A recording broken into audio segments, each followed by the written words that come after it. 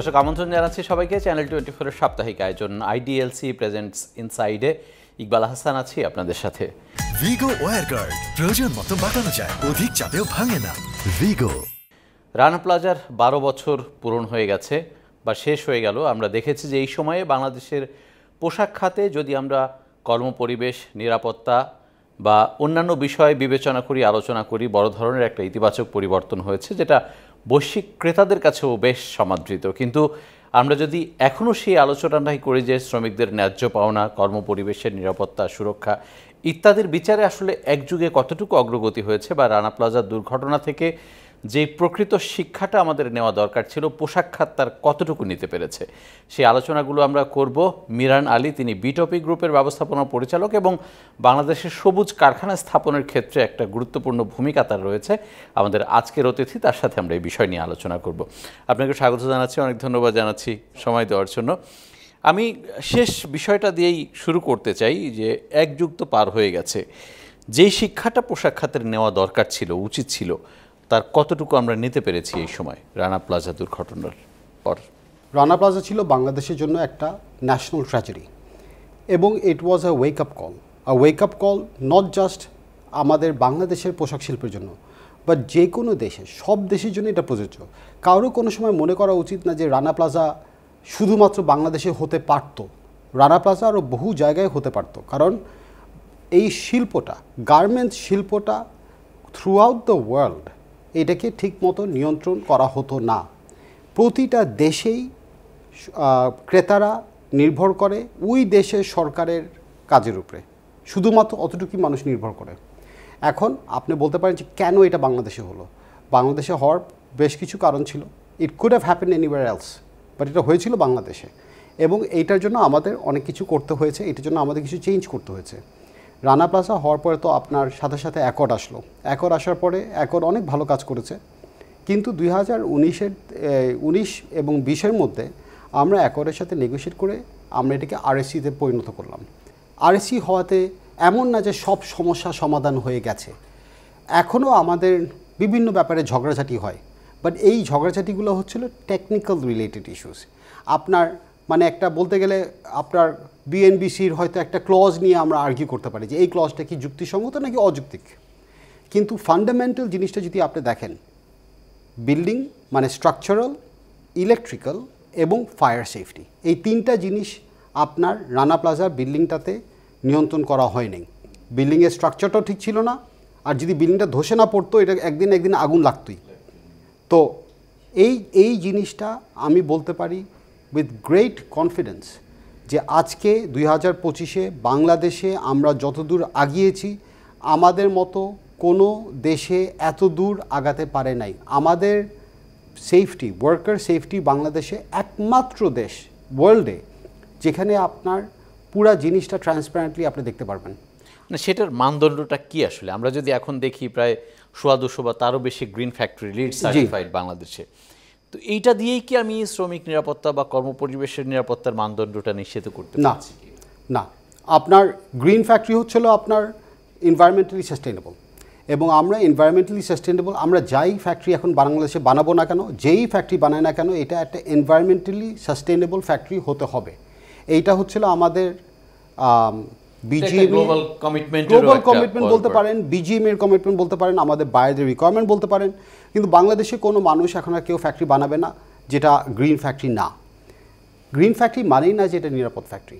নিরাপত্তা বজায় রাখার জন্য আপনার কিছু জায়গায় আমাদের বিএনবিসি আমরা ব্যবহার করি, এবং কিছু জায়গায় যেখানে বিএনবিসি যদি অস্পষ্ট হয়ে থাকে তাহলে আমরা ইন্টারন্যাশনাল স্ট্যান্ডার্ড প্রয়োগ করি। এইটা করে আমাদের অধীনে আপনার প্রায় 1861টা ফ্যাক্টরি আছে বাংলাদেশে আরএসসির অধীনে, এবং এই 1861 ফ্যাক্টরির মধ্যে আপনার প্রায় 90%-এর উপরে ফ্যাক্টরি মূল কাজ সবই শেষ করে ফেলেছে। আমাদের যে ফান্ডামেন্টাল সেফটি রিকোয়ারমেন্টস, শুধু ফায়ার এস্কেপ না, ফায়ার এস্কেপ আমার বিল্ডিং ধসে পড়ে যাবে নাকি, ভূমিকম্প হলে কিছু হবে নাকি, আমি আপনাকে একটা জিনিস নিশ্চয়তা করতে পারি, বাংলাদেশে যদি কোনো সময় বড় ভূমিকম্প হয়, আপনার সবচেয়ে নিরাপদ জায়গা হবে আপনার পাশে গার্মেন্টস ফ্যাক্টরিতে ঢুকেন। কারণ আমি আপনাকে এইটুকু গ্যারান্টি দিতে পারি যে 12 বছরে সেই চেঞ্জটা এসেছে। এই চেঞ্জটা আসছে। আমি যদি বায়ার্সদের পারসেপশন থেকে একটা বিষয় জানতে চাই যে ওই সময় তো আলোচনা এমনও হয়েছিল যে শ্রীলঙ্কার মতো হয়তো বাংলাদেশেও এক সময় আরএমজি হাতছাড়া হয়ে যায় কিনা এই রানা প্লাজার পরে। সেই পারসেপশন থেকে বায়াররা এখন কোন দিকে টার্ন নিচ্ছে? বাংলাদেশে তখন একটা ভয় ছিল আমাদের, এবং এটা জাস্টিফায়েবল একটা ভয় ছিল, যে বাংলাদেশের ব্র্যান্ডটা টক্সিক একটা ব্র্যান্ড হয়ে যাচ্ছিল। কারণ আমাদেরকে এটা ইন্টারন্যাশনালি বিভিন্ন জায়গায় মিডিয়াতে এবং অন্যান্য জায়গায় যেভাবে পোর্ট্রে করা হচ্ছিল, মনে হচ্ছিল যে মেড ইন বাংলাদেশ মানেই হচ্ছিল একটা খারাপ জিনিস। এই জিনিসটা এখন আর একেবারেই নেই, একেবারেই নেই। আমাদের মেড ইন বাংলাদেশ আজকে একজন সাধারণ ক্রেতার কাছে, আমাদের যেই মার্কেটে আমরা রপ্তানি করি ওইখানে সাধারণ ক্রেতার কাছে made in Bangladesh is as good as made in Turkey, made in Morocco আর মেড ইন এনিওয়্যার এলস। বায়ারদের কাছে মেড ইন বাংলাদেশ এখন অ্যাকচুয়ালি হয়ে গেছে হচ্ছিল ওদের একটা অ্যাসিওরেন্স। বায়াররা যারা বাংলাদেশে কাজ করে এবং যারা আরএসসির সদস্য, সব বায়ার কিন্তু আবার আরএসসির সদস্য না, আরএসসির সদস্য যেই বায়াররা আছে ওরা একটা জিনিস জানে যে বাংলাদেশে কাজ করলে কোনো সময় যে একটা ফ্যাক্টরিতে দুর্ঘটনা ঘটবে না এটা কেউ আপনাকে নিশ্চয়তা দিতে পারবে না। কিন্তু যেই নিশ্চয়তা আমরা দিতে পারবো হচ্ছিল যে did we do everything possible to prevent any accident. আমরা কি সর্বোচ্চ পরিকল্পনা করেছিলাম নাকি, এবং সেটা আমি আপনাকে নিশ্চয়তা করতে পারি যে আমরা করেছি। আমরা যদি বাংলাদেশে কোথাও ভূমিকম্প হয়, আমার ফ্যাক্টরি না, যত আমাদের 1800 যে ফ্যাক্টরি আছে আমাদের ফ্যাক্টরিগুলোই সবচেয়ে বেশি ভালো থাকবে। আমরা যদি ওইভাবে হিসাবটা দেখি যে যখন রানা প্লাজার দুর্ঘটনা ঘটলো সম্ভবত আমাদের $24 বিলিয়ন মতো পোশাক খাতের রফতানি আয় ছিল, এখন সেটা 36-37 বিলিয়ন চলে গেছে, 40 বিলিয়ন চলে গেছে, অর্থাৎ মোটামুটি 2.5 গুণের একটা জাম্প হয়েছে। এই 2.5 গুণ রফতানি বৃদ্ধির সাথে সাথে সমান্তরালে শ্রমিকদের যে ন্যায্য পাওনা বা শ্রমিকদের যে অধিকারটা সেইটা নিশ্চিত করা গেছে কিনা? আমি আপনার এই মিনিমাম ওয়েজ নিয়ে কথা বলতে চাই না, কারণ মিনিমাম ওয়েজ হচ্ছিল আপনার একটা সরকারের প্রক্রিয়াধীনভাবে আসে। আমি বলতে চাইছিল যেটা আমরা করেছি রানা প্লাজার পরিপ্রেক্ষিতে, প্রতিটা ফ্যাক্টরিতে একটা workers participation committee, trade union করা বাংলাদেশে কনস্টিটিউশনাল রাইট। আমাদের সংবিধানে বলা আছে যে কোনো ব্যক্তি ট্রেড ইউনিয়ন করতে পারবে, যে কোনো সংগঠন চেলে ট্রেড ইউনিয়ন করতে পারবে, এবং এইটা বিজেপি থেকেও আমরা ইনশিওর করি যে এই অধিকারটা যেন কোনো সময় কাউকে এখান থেকে বঞ্চিত না করা হয়। এর পাশাপাশি আমাদের সরকার ম্যান্ডেট করে দিয়েছে যে প্রতিটা ফ্যাক্টরিতে একটা ইলেক্টেড ওয়ার্কার্স পার্টিসিপেশন কমিটি থাকতে হবে, প্রতিটা ফ্যাক্টরিতে একটা সেফটি কমিটি থাকতে হবে। এছাড়া আমরা একটা হটলাইন চালাই, এই হটলাইনে আমার ব্যাপারেও কমপ্লেন আসতে পারে এবং আসছেও। আমি আরএসসির ডাইরেক্টর, আমিও এটা থামাতে পারবো না। আমার ব্যাপারে যদি কমপ্লেন আসে আমিও এটা থামাতে পারবো না, আমার এই থামানোর ক্ষমতা নাই। আমরা আরএসসিটাকে যেভাবে ডেভেলপ করেছি যে ওয়ার্কারদের ইস্যু ওয়ার্কাররা যেন সরাসরি কমপ্লেন করতে পারে, এটা কেউ ঠেকাতে পারবে না। রাইট, আমরা এই অধিকারটা নিশ্চয় করি। সম্প্রতি শ্রম সংস্কার কমিশন থেকে যে প্রতিবেদনটা দিয়েছে নিশ্চয়ই আপনার চোখে পড়েছে, 25টি সুপারিশ তারা করেছে, এবং এখানে কিছু কিছু সুপারিশ যেটা আমরা বহুদিন ধরেই কিন্তু এই বিষয়গুলো দেখছি, সেটা শ্রমিকদের বিমা সুবিধা হতে পারে, তাদের স্বাস্থ্য সুরক্ষার বিষয় হতে পারে, ইভেন আর্থিক বিভিন্ন সুবিধার কথাও বলা আছে। এটা এখনও কেন এই ধরনের সুপারিশ দিতে হয়? কেন মালিকরা এর কিছু কিছু বাস্তবায়নে যাননি বা কেন করতে পারছেন না? আমাদের এখানে বাংলাদেশে খালি গার্মেন্টস শ্রমিকের কথা চিন্তা করলে হবে না, সব শ্রমিকের কথা চিন্তা করতে হবে, সব ওয়ার্কার। আমার ব্যক্তিগত ওপিনিয়ন হচ্ছিল যে আমাদের একটা ন্যাশনাল মিনিমাম ওয়েজ থাকা উচিত।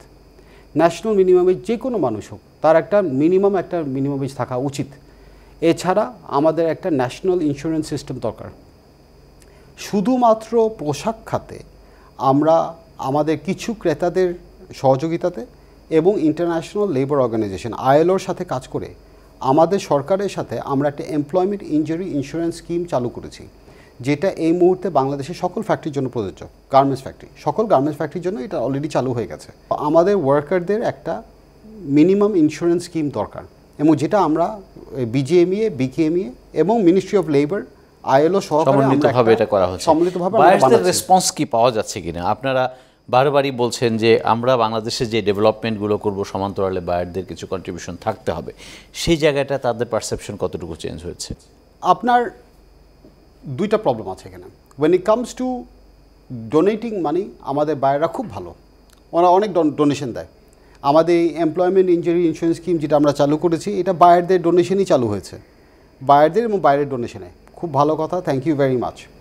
কিন্তু যখন আপনার লাভের ব্যাপার আসে, প্রফিটের ব্যাপার আসে, তখন বায়ারদের প্রবণতা থাকে হচ্ছিল বাংলাদেশ থেকে বায়াররা সবচেয়ে বেশি মার্জিন আয় করে। বাংলাদেশি পণ্য দিয়ে সে বেশি লাভ করে। এক্স্যাক্টলি। আপনি যখন দোকানে যাবেন, আপনি কোনো দোকানে গিয়ে দেখবেন না যে মেড ইন টার্কির দাম বেশি আর মেড ইন বাংলাদেশের দাম কম।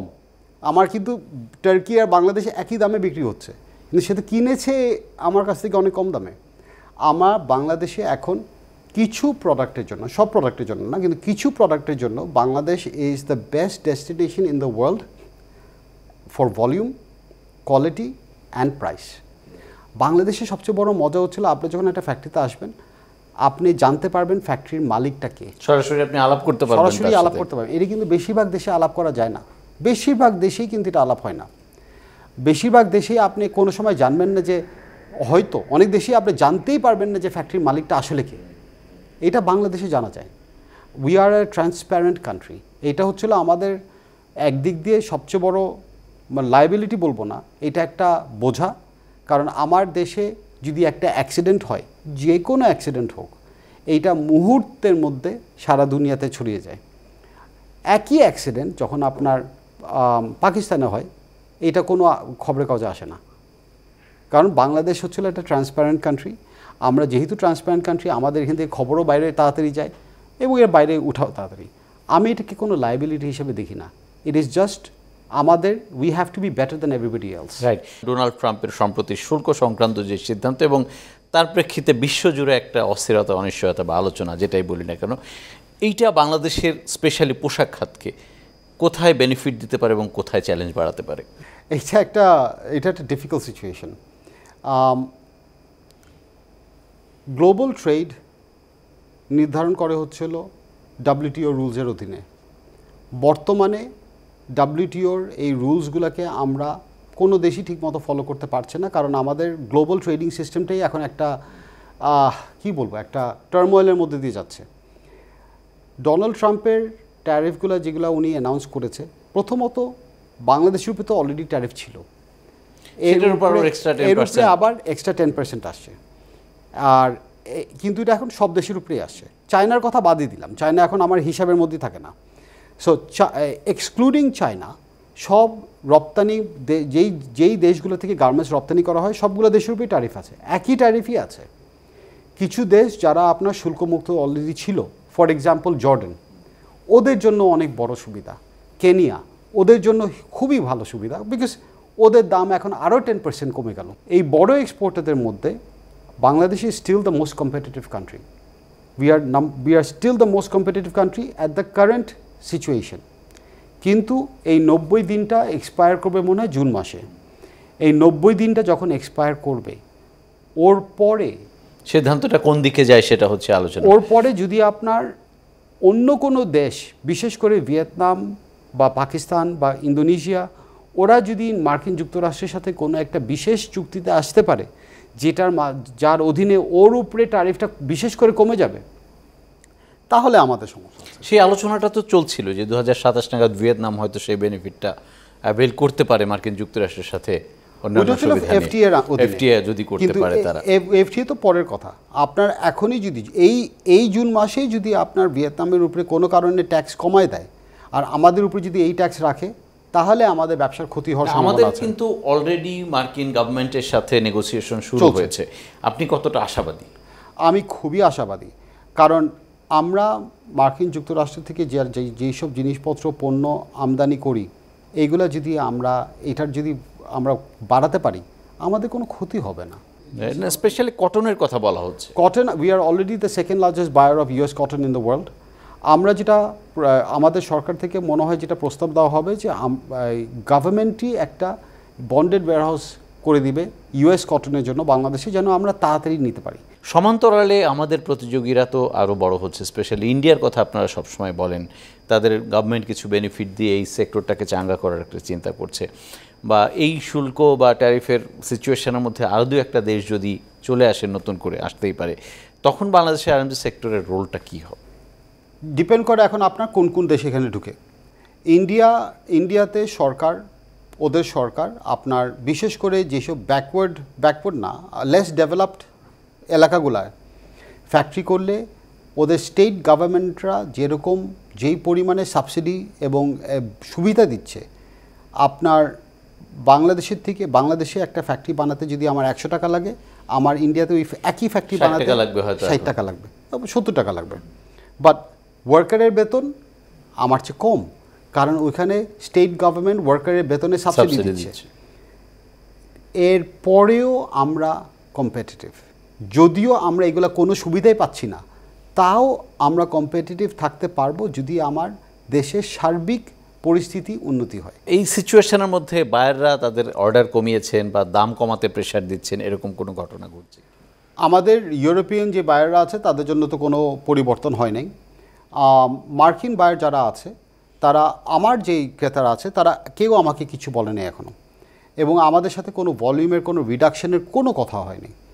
আমি শুনেছি কিছু কিছু লোকের কাছ থেকে, এটা নট ভেরিফাইড, যে কিছু কিছু বায়ার ডিসকাউন্ট চেয়েছে, কিন্তু আমাদের কাছে বিজিএমইতে বিশেষ করে এইভাবে কোনো ইনফরমেশন আমাদের কাছে এখনও আসে নাই। আমি মনে করি মার্কিন বায়াররা সবাই দেখবে যে Bangladesh is still the most competitive country to source from, যতক্ষণ পর্যন্ত, এবং এনারা সবাই ব্যবসা করতে আসছে, যতক্ষণ পর্যন্ত আমি ব্যবসায় আমার নিজের কৃতিত্বে, নিজের অ্যাচিভমেন্টে, আমার কমপ্লায়েন্সের কারণে, আমার সেফটির কারণে আমি অন্য কোনো মার্কেটের চেয়ে বেটার, যতক্ষণ পর্যন্ত তা থাকবে আমার ব্যবসা ঠিকই থাকবে। অনেক ধন্যবাদ। আমরা আজকের আলোচনা এখানে শেষ করতে চাই। Thank you so much. দর্শকের সাথে শেষ করছি আজকের মতো ইনসাইড। ভালো থাকবেন সবাই।